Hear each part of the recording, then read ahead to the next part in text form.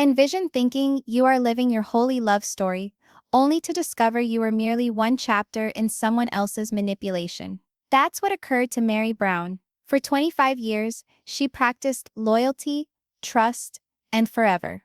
But behind the smile of Kody Brown was something more sinister, a storm of jealousy, ego, and control that would destroy their world. This isn't just a breakup.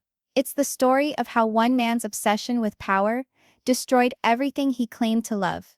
And tonight, we're going deep, inside Kody's collapse, where love turned to control and control turned to chaos. In 1990, Kody Brown was not a household name or a celebrity. He was a young man with dreams, charming, ambitious, and believing he was called to a higher love through plural marriage. When he married Meri Barber, she was 19, wide-eyed and idealistic. Together, they constructed what appeared to be the ideal beginning: love, laughter, and a shared conviction that they were specifically chosen for something extraordinary. But perfection is a facade. Meri thought Kody's confidence, rooted in faith, equaled leadership. What she didn't notice, what they all failed to notice, was that Kody's leadership would become control. His desire to lead translated into a desire to dominate. Every important decision, from where they resided to whom they invited into their household, was decided by Kody's dictation. They were beautifully in love to outsiders. They were respectfully silent, though, to insiders. And what silence? She quickly discovered that not agreeing with Kody wasn't faithful. It was disrespectful. That belief, that subtle programming, would shape the next 25 years of her life. When Kody presented the concept of plural marriage, Meri was hesitant, but she accepted him when he assured her that it would bring them closer to God. In fact, it brought them closer to competition, insecurity, and heartbreak. When Janelle stepped into the role of second wife, Meri attempted to remain supportive, even hospitable. But in private, she felt replaced. Each dinner the three of them shared became a subdued comparison. Each smile from Kody aimed at another wife was a hurt she couldn't speak of. But she smiled on camera. Because that's what faithful wives do. By the time Christine joined the family, Meri's voice was fading. She was no longer Kody's partner. She was a background character in the love story he was writing with other women. And then came Robyn. When Robyn entered the picture in 2010, Kody's world shifted. And so did his priorities. He was no longer that husband Meri had known. Now, he was suddenly defensive, cold, and distant. He explained it as spiritual balance, but everyone could tell. Kody was fixated on Robyn. Meri, who assisted in building the family from the ground up as the wife, now found herself in the shadow of a woman half her age. TLC cameras captured smiles, but the reality spilled out in the silences. The excessive pauses, the disappointed glances, and the tears that never reached the screen. Behind the scenes, Kody started employing control as a shield. Any disagreement with Meri turned into a battle of loyalty. Every emotional request she made became a criticism, and every tear she cried became evidence, in Kody's mind, that she was the issue. Kody's jealousy was not only about his wives, it was about control, about who was in charge of the family story. When Meri began asserting independence, Kody pushed back with greater force. He criticized her as cold. He accused her of being ungrateful. He accused her of being disloyal. But what he never did call her was right. He could not bear that the woman who had once idolized him was starting to see beyond the facade. And as Meri started gaining a voice, Kody doubled his efforts, growing colder, more distant, and more controlling than ever before.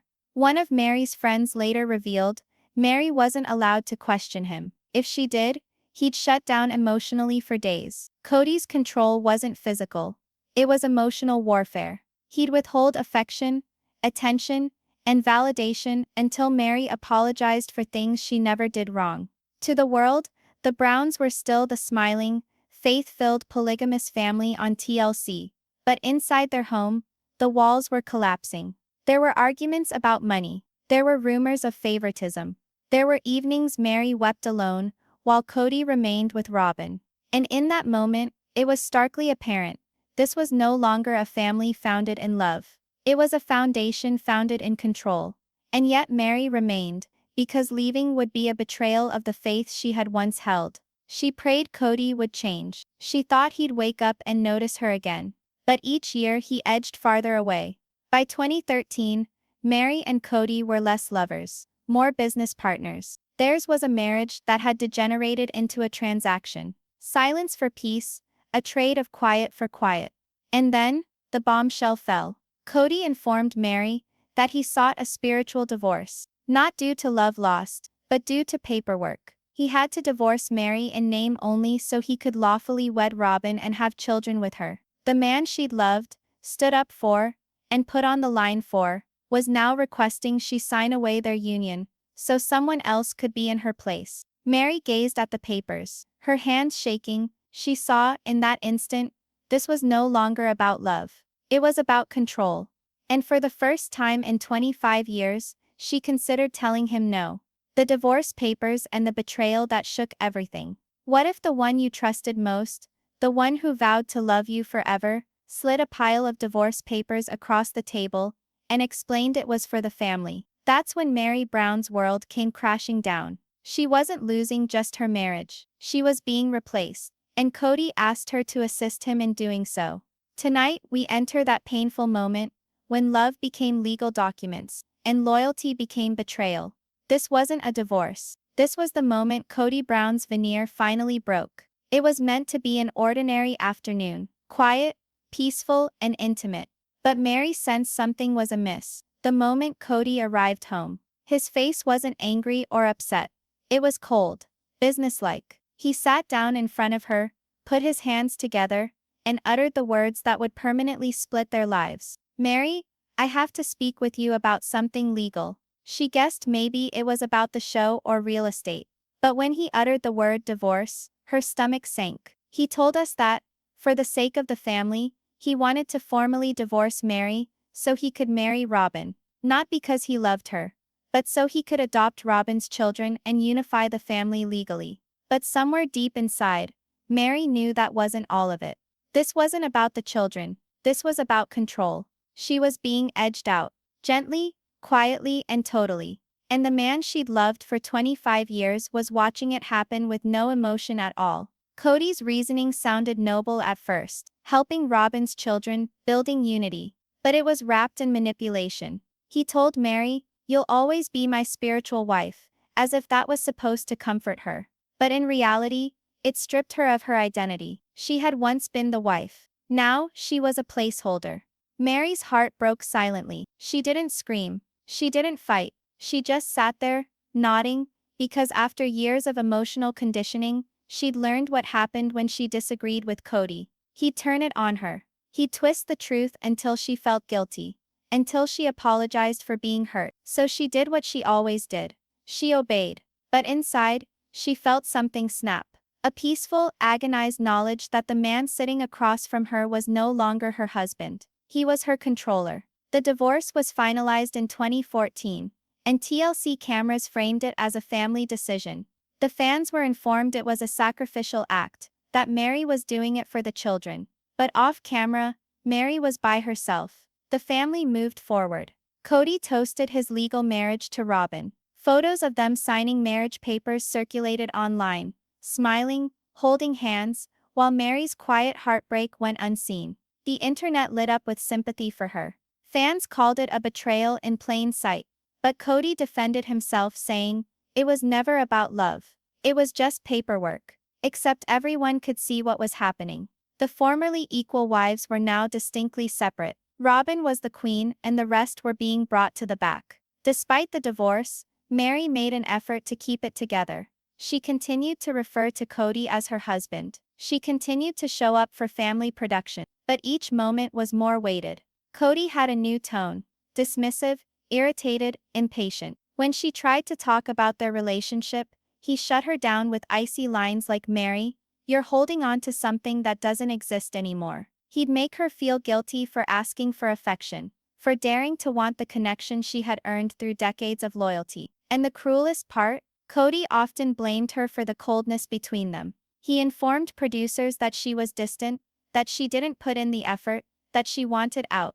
But in reality, she had been locked out long before she even realized it. Control is in many disguises, and Kody had them all down pat. He controlled with words by employing religion. He controlled with finances by overseeing all of the family funds. He manipulated the affection, bestowing it upon Robyn and denying it to the others. When Meri started questioning the family dynamics in a quiet way, wanting to know where she was at, Kody informed her that she was causing discord. He questioned her own emotions. He made her feel insane for craving simple respect. That's the insensitivity of emotional manipulation. The victim begins apologizing for feeling their own suffering. Meri did not speak publicly about the pain. Behind closed doors, though, her friends said she was heartbroken. She refused to eat on a regular basis. She was absent from social media for weeks. And when she did return to social media, her messages were mysterious. Starting over, finding peace. Sometimes you have to lose everything to find yourself. Fans started wondering if she was being emotionally cut off, not only from Kody, but also from the other wives. Christine did see it. Janelle did see it. But each of them understood.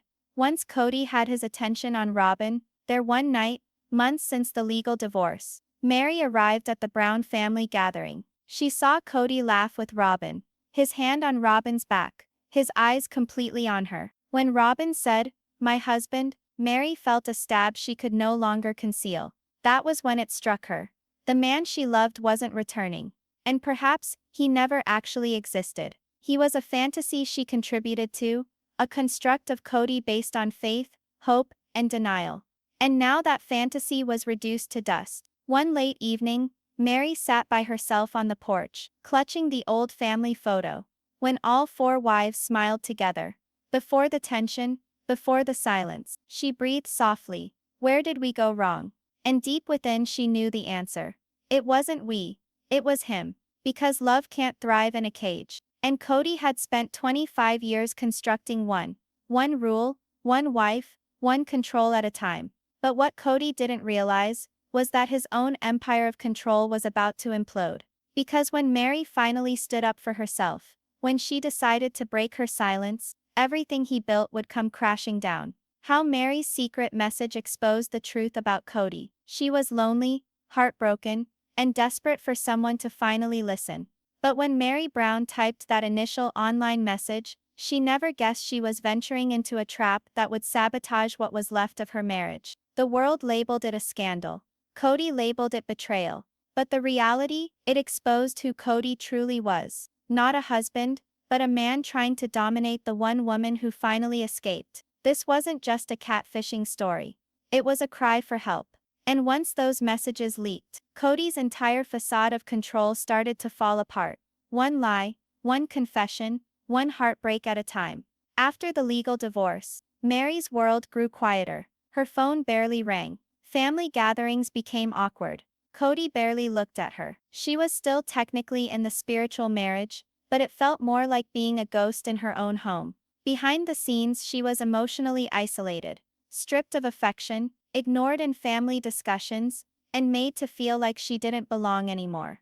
In interviews, she'd smile through tears and say, "I'm fine, we're working through things." But once the cameras were off, she'd return home to a vacant dwelling. While Robyn enjoyed nights with Kody, Meri felt lonely, profoundly lonely, and that's where the cracks became something permanent. In 2015, Meri started chatting to someone on the internet, someone who seemed to get her suffering, her religion, and her desire to be noticed once more. The exchanges began innocently, brief discussions of family, love, and hope, but soon the bond grew. This individual, who was known by the name of Sam Cooper, informed Meri that she was worthy of love, that she was resilient, that she was more than a sister wife. And finally someone was hearing her. But there was a catch. Sam Cooper did not exist. Behind the kind words and romantic promises was a woman named Jackie Overton, who had been catfishing Meri for months, pretending to be the man she thought was her escape. It was the ultimate emotional trap.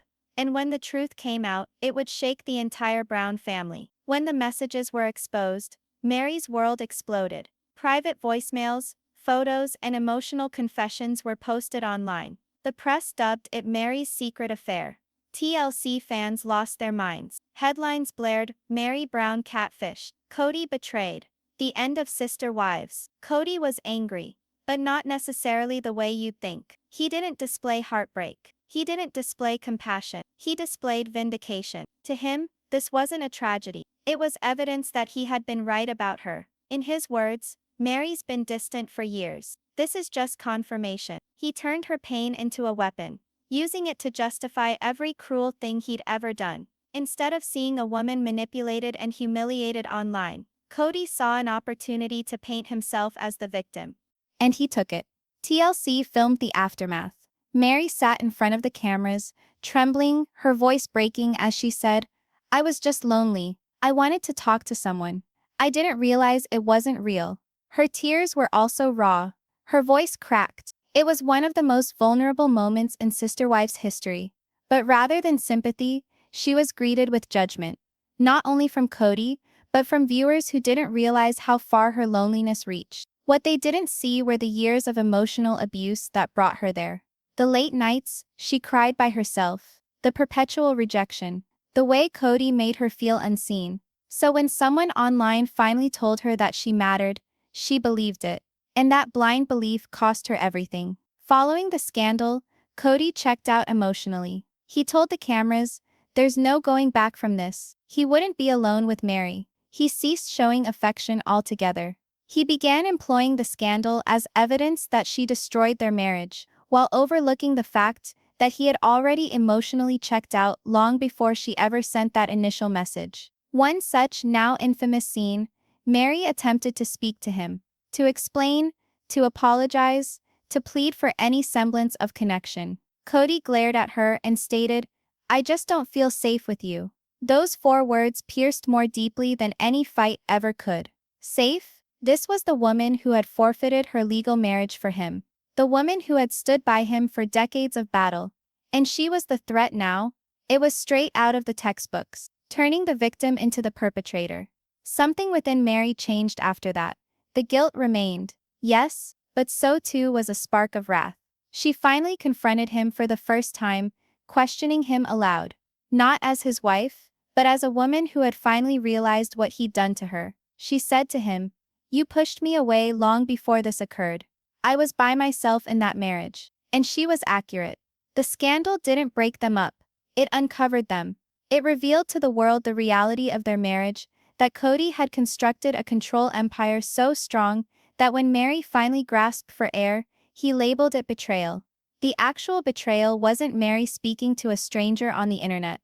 The actual betrayal was Kody making her feel she should be lonely to start with. Fans turned against Kody. Social media erupted with sympathy for Meri. Comments poured into TLC's pages. She was catfished because she was ignored. Kody humiliated her then shamed her. He wanted control, not love. But Kody remained steadfast, cold, aloof, and unrepentant. He went on justifying his behavior, stating he had nothing left for Meri, and that their union was dead.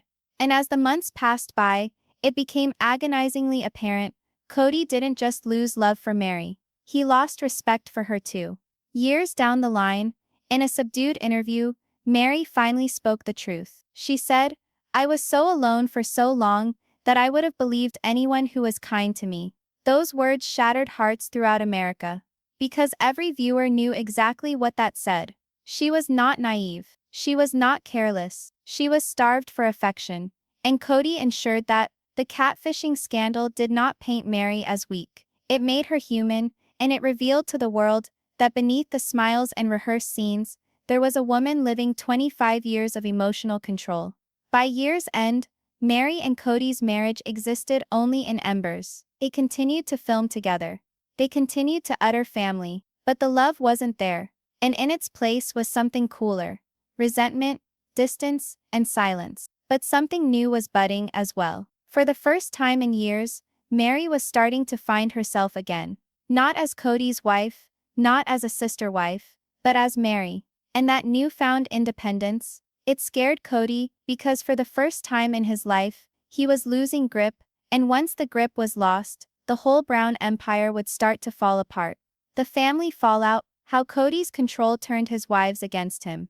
It wasn't a fight, it was an explosion. The day that Christine Brown defied Kody, cameras captured something that had never been seen before. Kody's power finally cracking. He'd always been the controlling man, the one who decided who received love, who was ignored, and who was blamed. But when Christine's voice rocked the room, when Janelle at last said no more, all of it changed. For the first time, Kody wasn't the leader of a family, he was the cause of its collapse. "You treated Meri like she didn't matter," Christine said, tears in her eyes. "And now you're doing it to the rest of us." That was the moment the sisterhood ended, and Kody's empire of control began to crumble right before America's eyes. By 2021, the emotional damage between Kody and Meri was too vast to conceal. But while Meri was silent, broken by all the years of rejection, Christine and Janelle were quietly observing. They'd witnessed enough tears, enough apologies, and enough double standards to finally understand this wasn't about faith anymore. This was about control. Christine had always been the family's heart, optimistic, motherly, and devoted. She was a believer in the sister wives' dream. But she began to see something sinister. Kody's rules depended on who he loved the most. When it was Robyn, everything was bendy. When it was the others, everything was rigid. "You can't go see the kids, Christine. COVID rules," Kody told her one evening. But 1 week later, Robyn's children were over at his house. Christine's patience finally broke. She'd given up her life, her youth, her vitality, and for what? To be treated like a second-rate wife. It all reached its climax. One autumn evening in Flagstaff, Christine mustered up her nerve, sat down opposite Kody, and uttered the words that would resonate through sister wives' history. "I don't want to be married to you anymore." Those 10 words hit Kody like a hammer. His eyes went cold, his jaw tight. He couldn't believe that the wife who had once worshipped him was choosing freedom. "You're making a mistake," he warned. Christine looked him straight in the eye.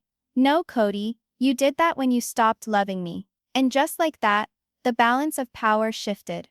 Those fans who had been with the family for more than a decade were finally able to see what Meri had endured. The emotional gaslighting, the leadership disguised as control, the favoritism that destroyed everything. While Christine was courageous enough to exit, Janelle was the quiet tempest. She'd always been practical, less emotional, the peacemaker who attempted to keep the peace. But even Janelle couldn't help but see the hypocrisy anymore. When Kody started demanding that Janelle choose loyalty over her kids, especially during the COVID family split, she refused. "My loyalty is to my children," she told him. "And you're not loyal to me," Kody snapped. That was the breaking point. Janelle realized the same thing Meri had once whispered to herself in the dark. Kody's version of love came with conditions. It all came crashing down in season 17. Cameras rolled as Kody ranted about his wife's disobedience, his voice cracking with anger.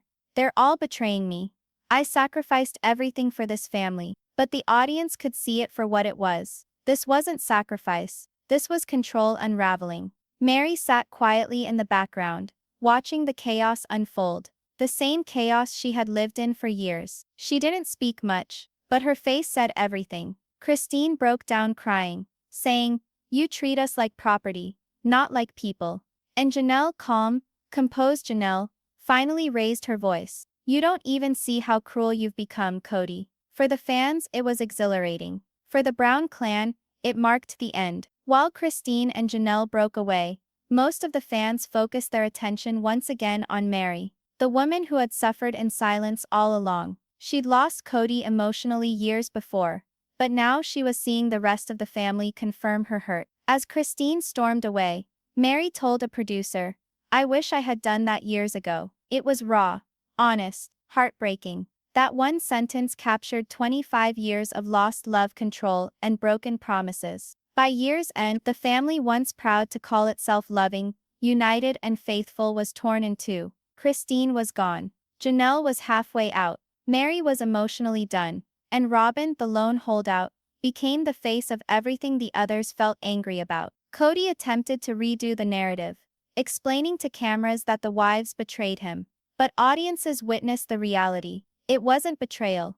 It was escape. His possessiveness, his requirement for control of every relationship, and his inability to reflect on himself had finally caught up with him. By the time Sister Wives viewers were at the season's finale, Kody was no longer the head of a plural family. He was a man left with the remnants of his own decisions. And Christine was happy again and remarried. Janelle took up independence. Meri started over, one quiet step at a time. And Kody, with but a single Robyn left, was compelled to confront the reality.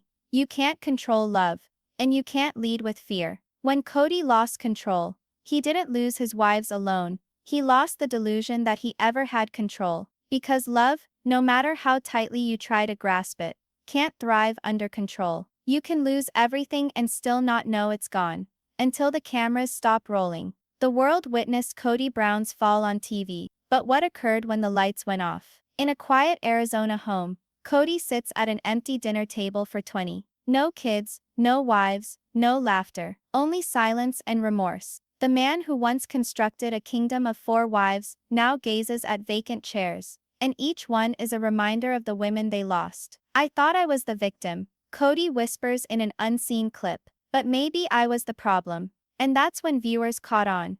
The narrative of sister wives wasn't about polygamy, it was about power, loss, and the cost of pride. By 2023, Kody's universe had contracted to a house that he shared with Robyn alone. The grand vision of a merged family had become what the neighbors referred to as a ghost house. Faded were the backyard barbecues, the birthdays, the noise of children darting between houses. Now there was only tension. Robyn, who was once the favorite wife, felt drained emotionally. She had become the object of the family's anger, and the face of Kody's partiality. Viewers saw her cry from episode to episode, uttering, "This isn't what I wanted. I never wanted to be the only one left." But for Kody, it was too late to repair. His marriages weren't merely broken, they were broken on TV, analyzed by millions of people who witnessed his anger, his ego, and his collapse in real time. In a reunion special that was recorded late in 2023, Kody sat across from the host, red-eyed and visibly furious. The question that destroyed him came close to the end.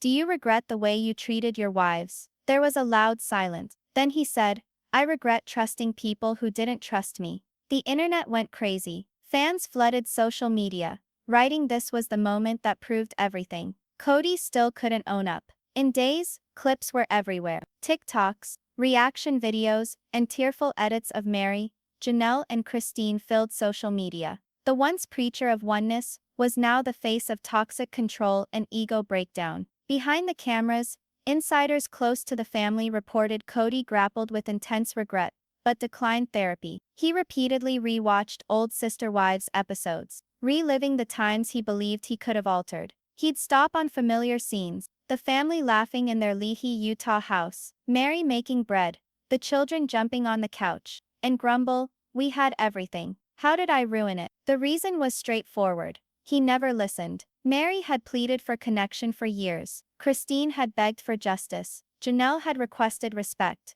and Kody had insisted on obedience. Now he finally realized what control had cost him. As Kody's world contracted, the wives thrived. Christine re-met and remarried a kind down-to-earth man named David Woolley, wedding pictures radiating sheer joy. Janelle launched her own business and began globe-trotting with her kids, her freedom becoming a beacon to women across the country. Meri turned her Utah inn into a healing haven, making something positive out of her suffering. Talking in one of her interviews, Meri spoke softly, "I forgave him, not for him, for me." That one sentence cut deeper than any courtroom fight. It was the heart-stopping full stop to 25 years of attempting to repair something that wasn't ever supposed to be. An insider recalled a chilling moment on set.